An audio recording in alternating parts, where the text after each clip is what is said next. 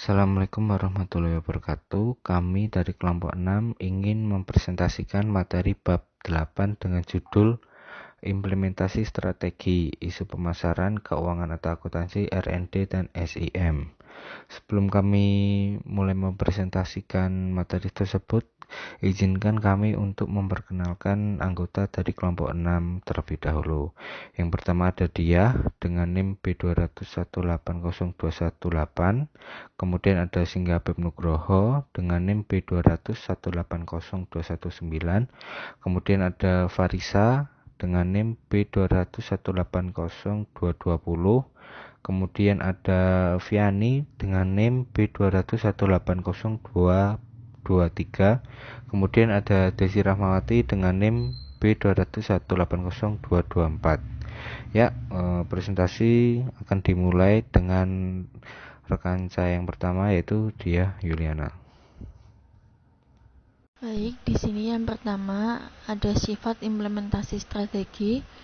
Implementasi strategi secara langsung mempengaruhi keberlangsungan dari manajer pabrik, manajer divisi, manajer departemen, manajer penjualan, manajer produk, manajer personalia, staf, supervisor, dan seluruh karyawan. Permasalahan pemasaran terkini. Berikut contoh keputusan pemasaran yang mungkin membutuhkan kebijakan-kebijakan adalah sebagai berikut. 1. Cara membuat iklan yang lebih interaktif menjadi lebih efektif. 2. Cara terbaik untuk mendapatkan keuntungan dari percakapan di Facebook dan Twitter mengenai perusahaan dan industri. 3. Menggunakan penjualan eksklusif atau iklan TV atau tidak melawan iklan online. 4. Menggunakan iklan TV yang banyak, sedikit atau tidak melawan iklan online. 5. Untuk membatasi atau tidak saham bisnis yang dilakukan dengan pelanggan tunggal. 6. Menjadi pemimpin harga atau pengikut harga. 7. Untuk menawarkan jaminan lengkap atau terbatas. 8. Untuk memberikan penghargaan kepada tangan penjual berdasarkan gaji langsung, komisi langsung atau kombinasi gaji. Prinsip-prinsip baru di pemasaran. Suatu bisnis atau organisasi harus memberikan instruksi yang jelas dan sederhana bagi pelanggan untuk membuat blog atau berkontribusi wiki. Pelanggan mempercayai opini satu sama lain lebih dari sekedar promosi pemasaran perusahaan, dan semakin mereka bebas untuk mereka berbincang, perusahaan semakin dapat mempelajari cara memperbaiki produk, layanan, dan pemasaran mereka. Selanjutnya adalah segmentasi pasar. Segmentasi pasar digunakan secara langsung dalam penerapan strategi, khususnya bagi perusahaan-perusahaan kecil dan terspesialisasi. Segmentasi pasar dapat didefinisikan sebagai pembagian pasar menjadi bagian-bagian konsumen yang berbeda menurut kebutuhan dan kebiasaan belanja mereka. Segmentasi merupakan kunci untuk menyesuaikan penawaran dan permintaan, yang merupakan sebuah persoalan yang paling pelik dalam layanan konsumen. Segmentasi berbasis retensi. Untuk menyesuaikan pelanggan aktif dengan pelanggan dari data retensi historikal yang membagi atribut serupa, pendekatan pada segmentasi ini berdasarkan asumsi pada fakta bahwa pelanggan aktif akan memiliki hasil retensi serupa sebagaimana mereka sebanding dengan pendahulunya. Keseluruhan proses ini dimungkinkan melalui analisis bisnis atau penggalian data. Selanjutnya, pemosisian produk atau pemetaan perseptual. Setelah pasar disegmentasi sehingga perusahaan dapat menargetkan kelompok pelanggan tertentu, langkah selanjutnya adalah mencari tahu apa yang diinginkan dan diharapkan oleh para pelanggan. Mengidentifikasi target pelanggan yang menjadi fokus pemasaran merupakan landasan untuk bagaimana memenuhi keinginan dan pengharapan kelompok konsumen tertentu. Strategi pemosisian produk. Yang pertama, mencari lubang atau celah kosong. Peluang strategis terbaik mungkin saja sebuah segmen yang belum terlayani. 2. Tidak melayani dua segmen dengan strategi yang sama. Biasanya sebuah strategi yang sukses dengan satu segmen yang tak dapat secara langsung dipindahkan ke segmen lain. 3. Tidak memosisikan diri Anda sendiri di tengah peta. Tengah biasanya menunjukkan strategi yang digunakan tidak dijalankan dengan jelas untuk membedakan karakteristik yang ada. Permasalahan keuangan dan akuntansi. Beberapa contoh keputusan yang membutuhkan kebijakan-kebijakan keuangan atau akuntansi. 1. Memperoleh modal dengan utang jangka pendek, utang jangka panjang, saham preferen atau saham biasa. 2. Menyewa atau membeli aset-aset tetap. 3. Menentukan rasio dividen payout yang tepat. 4. Untuk menggunakan LIFO, FIFO atau pendekatan akuntansi nilai pasar. 5. Untuk memperpanjang periode piutang. 6. Untuk membuat suatu persentase diskon tertentu pada akun-akun dalam periode waktu yang ditentukan. 7. Untuk menentukan jumlah kas yang tersedia di tangan. Ya, saya akan melanjutkan materi selanjutnya, yaitu mendapatkan modal untuk implementasi strategi. Implementasi strategi yang sukses terkadang membutuhkan tambahan modal, di samping laba bersih dari operasi dan penjualan aset. Dua sumber dasar perolehan modal untuk sebuah organisasi adalah pinjaman dan setoran modal. Menentukan kombinasi yang tepat antara utang dan modal disetor dalam struktur modal perusahaan adalah vital bagi kesuksesan implementasi strategi. Maka dari itu ada analisis laba bersaham atau laba sebelum bunga dan pajak yang bisa disebut dengan EPS atau EBIT. Analisis laba bersaham atau laba sebelum bunga dan pajak adalah teknik yang paling banyak digunakan untuk menentukan apakah utang, saham, atau kombinasi dari utang dan saham adalah alternatif terbaik untuk memperoleh modal dalam mengimplementasikan strategi. Tujuan dari analisis EPS atau EBIT adalah menentukan seluruh utang atau seluruh saham atau beberapa kombinasi dari utang dan saham menghasilkan nilai EPS untuk perusahaan. EPS ini diharapkan menjadi ukuran terbaik dari keberhasilan sebuah perusahaan, sehingga digunakan secara luas dalam membuat keputusan akuisisi modal. Ketika menggunakan analisis EPS atau EBIT, pemilihan waktu dalam kaitannya dengan pergerakan harga saham, tingkat bunga, dan harga obligasi menjadi penting. Saat harga saham tinggi, saham dapat terbukti menjadi alternatif terbaik, baik dilihat dari sudut pandang biaya dan permintaan. Bagaimanapun ketika biaya modal atau tingkat bunga rendah, utang menjadi lebih menarik. Selanjutnya yaitu beberapa batasan penting untuk dicatat dari analisis EPS atau EBIT. Yang pertama, fleksibilitasnya terbatas. Saat suatu perubahan struktur modal organisasi, begitu juga fleksibilitasnya untuk mempertimbangkan kebutuhan modal di masa depan. Menggunakan seluruh utang atau seluruh saham untuk menambah modal sekarang bisa menunjukkan obligasi tetap, perjanjian restriktif, atau kendala lainnya yang dapat memperberat pengurangan kemampuan perusahaan untuk meningkatkan modal tambahan di masa depan. Yang kedua, kendali adalah sebuah batasan. Ketika saham tambahan diterbitkan untuk mendanai implementasi strategi, kepemilikan, dan melemahkan kendali perusahaan, ini bisa menjadi perhatian serius dalam lingkungan bisnis saat ini atau pengambil alihan secara paksa, merger, dan akuisisi. Dilusi kepemimpinan dapat menjadi masalah dan jika terjadi, utang lebih baik daripada saham terlepas dari nilai EPS yang telah ditentukan dalam analisis tersebut.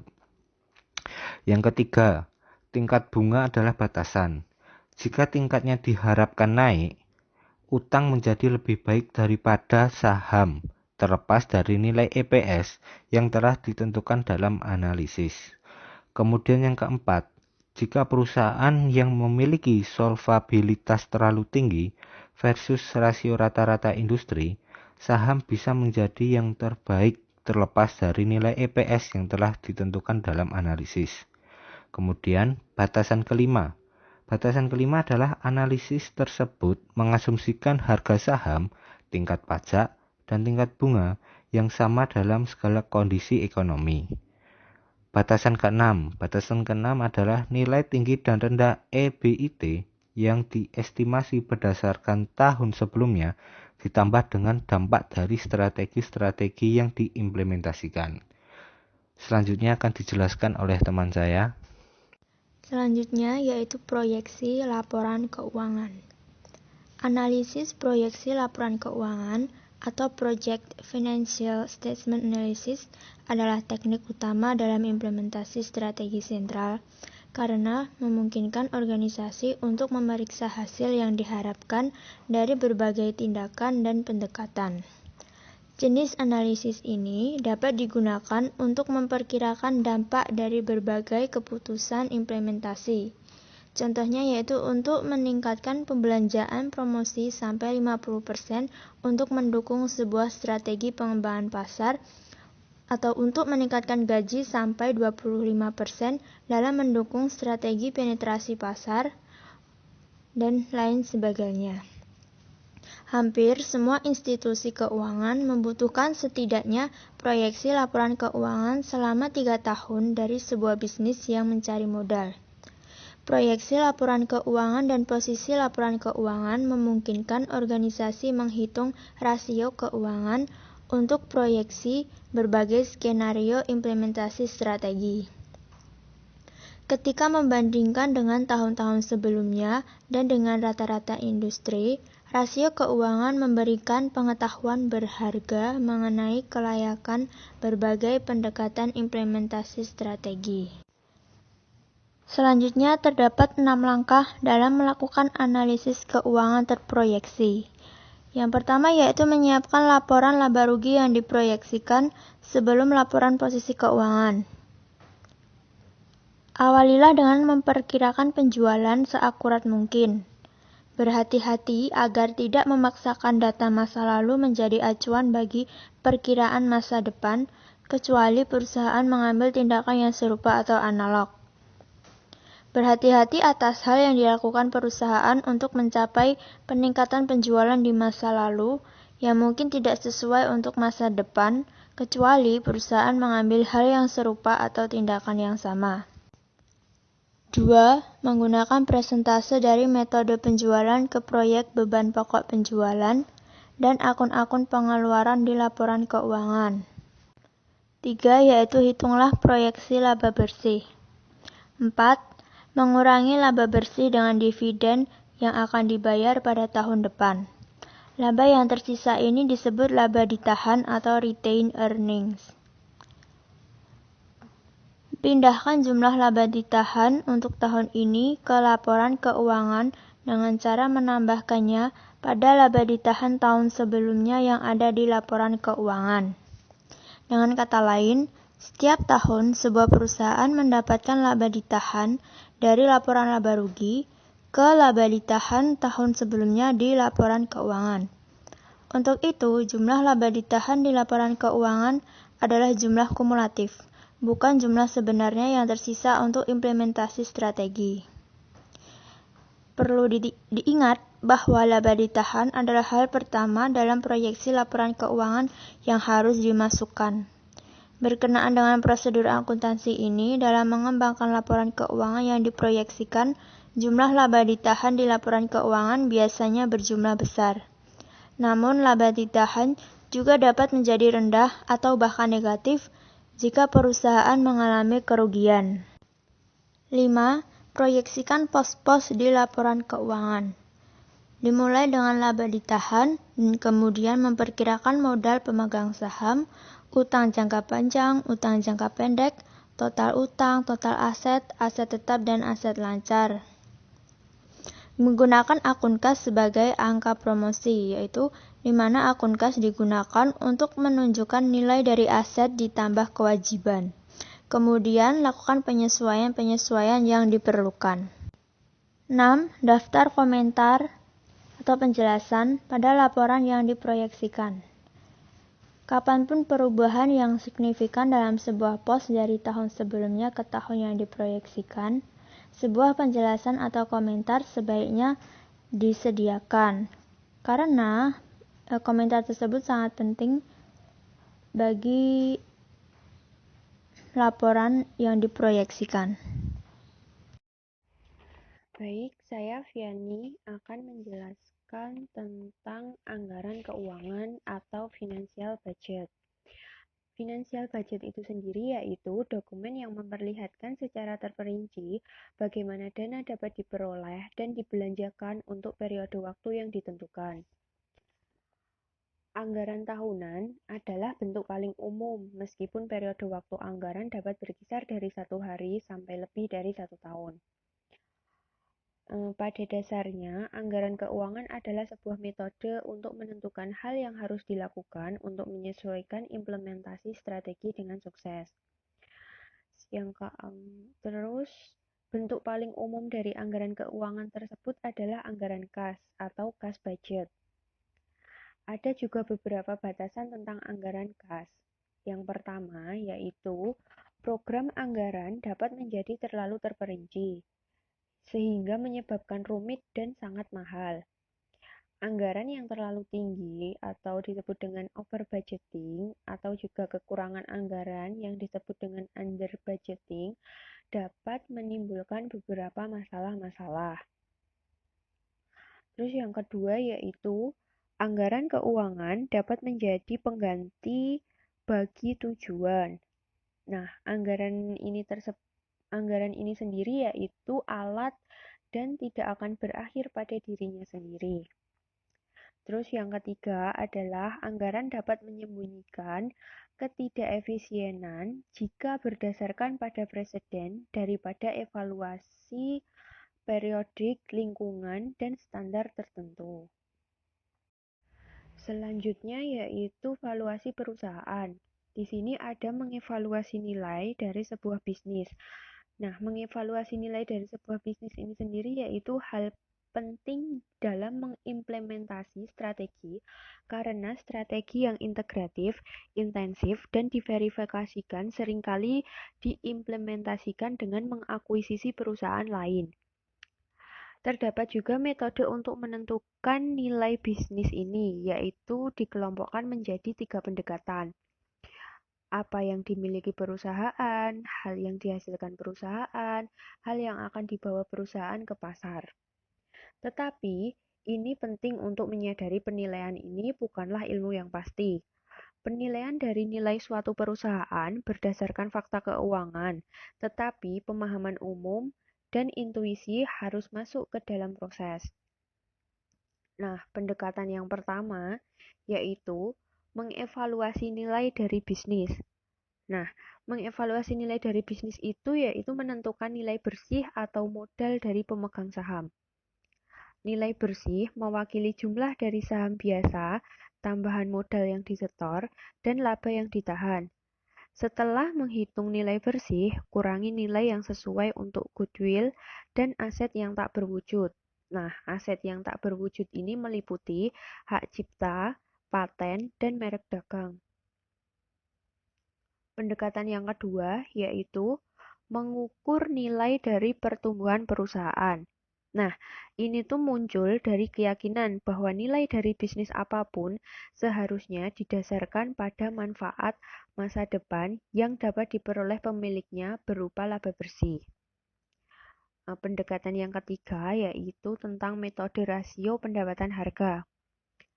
Nah, untuk menggunakan metode ini, kita bisa membagi harga pasar pada saham biasa perusahaan dagang, laba tahunan per saham, dan mengalihkan jumlah ini dengan pendapatan bersih rata-rata perusahaan.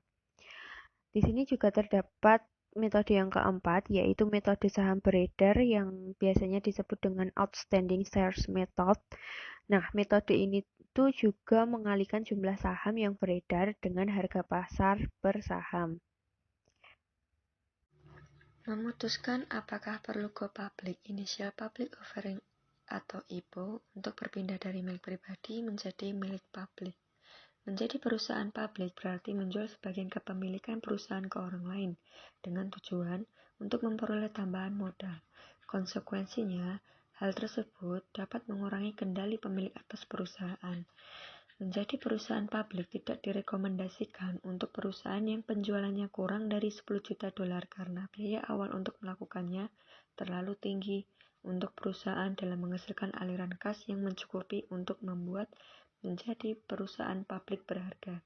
1 dolar dari 4 dolar adalah rata-rata total biaya yang dibayar untuk pengacara, akuntan, dan penjamin emisi ketika penerbitan saham perdana di bawah 1 juta dolar. $1 dari $20 adalah biaya rata-rata jika perusahaan menerbitkan saham senilai $20 juta. Perusahaan dengan penjualan lebih dari $10 juta dapat memberikan beberapa keuntungan. Hal ini dapat memudahkan perusahaan untuk menambah modal untuk membangun produk baru, membangun pabrik, memperluas, menumbuhkan, serta memasarkan produk dan layanan secara efektif. Permasalahan penelitian dan pengembangan. Inovasi dalam pengembangan produk baru dan memperbaiki produk lama menjadi meningkat secara signifikan. Peningkatan teknologi yang memengaruhi produk dan jasa untuk konsumen dan industri serta layanan telah memperpendek siklus hidup produk itu sendiri. Perusahaan di hampir setiap industri sangat bergantung pada pengembangan produk dan layanan baru untuk mendukung profitabilitas dan pertumbuhan. Penelitian menyarankan bahwa organisasi yang paling berhasil menggunakan strategi lead bank sebagai penghubung antara peluang eksternal dengan kekuatan internal dan kemudian mengaitkannya dengan tujuan. Kebijakan lead bank yang dirumuskan dengan baik dapat meraih peluang pasar dengan kapabilitas internal yang dimiliki. Kebijakan lead bank dapat meningkatkan usaha implementasi strategi untuk 1. Menekankan peningkatan produk dan proses. 2. Menekankan pada riset dasar atau terapan. 3. Menjadi pemimpin atau pengikut dalam lead bank. 4. Mengembangkan jenis proses robotik atau manual. 5. Mengeluarkan sejumlah uang yang banyak, rata-rata atau sedikit pada lead bank. 6. Menjalankan lead bank sendiri atau mengontrakkannya keluar. 7. Menggunakan peneliti dari universitas atau peneliti swasta. Banyak perusahaan bergulat dengan keputusan mengenai perlu tidaknya memakai ahli lead bank dari perusahaan lain untuk mengembangkan keahlian lead bank secara internal. Pedoman berikut ini dapat digunakan untuk membantu dalam membuat keputusan ini. 1. Jika tingkat perkembangan teknikal berjalan lambat, tingkat pertumbuhan pasar sedang, dan terdapat hambatan yang signifikan untuk memungkinkan pendatang baru, maka lead bank yang dikembangkan sendiri adalah solusi yang disukai. Alasannya adalah jika lead bank berhasil, maka akan menghasilkan produk sementara atau proses monopoli yang dapat dimanfaatkan oleh perusahaan. Yang kedua, jika teknologi berubah dengan cepat dan pasar tumbuh dengan lambat, maka usaha yang keras dalam lead bank akan sangat beresiko karena akan mengarah ke pengembangan teknologi yang akhirnya menjadi usang atau tidak memiliki pasar. Yang ketiga, jika teknologi berubah dengan lambat tetapi pasar tumbuh dengan cepat, pada umumnya tidak terdapat cukup waktu untuk pengembangan sendiri. Pendekatan yang disarankan adalah menyewa ahli lead bank pada basis eksklusif atau tidak eksklusif dari perusahaan luar. Yang keempat, jika baik perkembangan teknis maupun pertumbuhan pasar berjalan dengan cepat, ahli lead bank bisa didapatkan dengan cara mengakuisisi perusahaan yang telah matang dalam sebuah industri. Setidaknya terdapat 3 pendekatan lead bank yang utama untuk mengimplementasikan strategi. Strategi pertama adalah menjadi perusahaan yang pertama yang memasarkan produk berteknologi baru. Ini adalah strategi yang glamor dan menarik tetapi juga berbahaya. Pendekatan lead bank kedua adalah menjadi peniru inovatif dari produk yang berhasil sehingga meminimalkan risiko dan biaya awal. Pendekatan ini membiarkan perusahaan pelopor terlebih dulu mengembangkan versi pertama dari suatu produk dan memperlihatkan adanya pasar untuk produk tersebut. Kemudian perusahaan peniru mengembangkan produk yang serupa. Strategi ini membutuhkan personel lead bank dan departemen pemasaran yang hebat. Strategi lead bank ketiga adalah menjadi produsen berbiaya rendah dengan produk serupa dan dibuat massal tetapi lebih murah daripada produk yang baru diperkenalkan perusahaan lain. Tren terbaru dalam manajemen lead bank adalah mulai dihilangkannya sifat kerahasiaannya. Bahkan pesaing utama saat ini turut bergabung untuk mengembangkan produk baru. Kolaborasi semakin meningkat seiring dengan tekanan persaingan, meningkatnya biaya riset, meningkatnya isu peraturan, dan akselerasi jadwal pengembangan produk. Perusahaan tidak hanya bekerja lebih erat satu sama lain dalam litbang, tetapi mereka juga membuat konsorsium di universitas untuk kebutuhan litbang mereka. Permasalahan sistem informasi manajemen.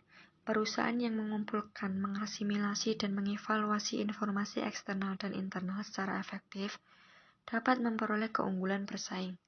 Sistem informasi yang baik dapat memudahkan perusahaan untuk mengurangi biaya. Di berbagai perusahaan, teknologi informasi tidak harus dilakukan dari tempat kerja dan membolehkan karyawan untuk bekerja dari rumah atau dimanapun dan kapanpun.